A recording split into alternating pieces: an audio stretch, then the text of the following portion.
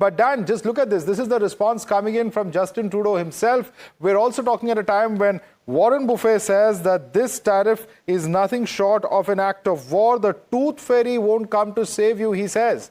What really is the impact of this, is perhaps best gauged by the stock markets, which not just in US, but here in India and many other countries are beginning to tumble with the kind of uncertainty that's staring us in the face. Well, I think what's happening here and the way the markets are reacting around the world is to the uncertainty of what happens next. Now, listen, we are where we are, and I think what people have to understand is how to deal with Donald Trump. And dealing with Donald Trump, you can't get into this bickering back and forth and these tweets or X messages. That is not the way to get things done. The way to get things done is really to sit down and try to negotiate a deal. These trade wars that are taking place don't benefit anyone. So if I was in Trudeau's position right now, I would basically take the position of let's sit down and try to work out a compromise.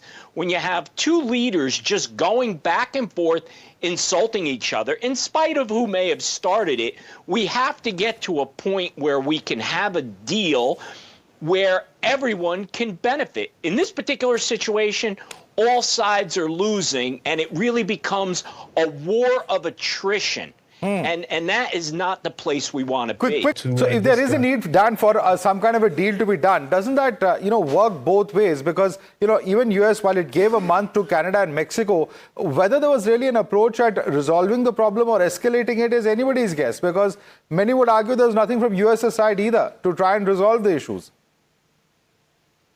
Well, listen, I think what's being discussed here, we're all in agreement. The way to resolve this is to sit down and negotiate.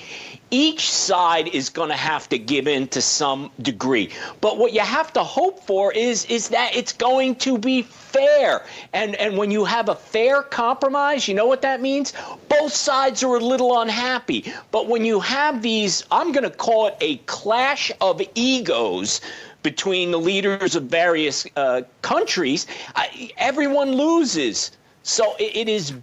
You want to know what I'm for? I'm for no tariffs. Let's get rid of tariffs altogether, and let's just have free trade, and the best products will win, whatever country is behind those.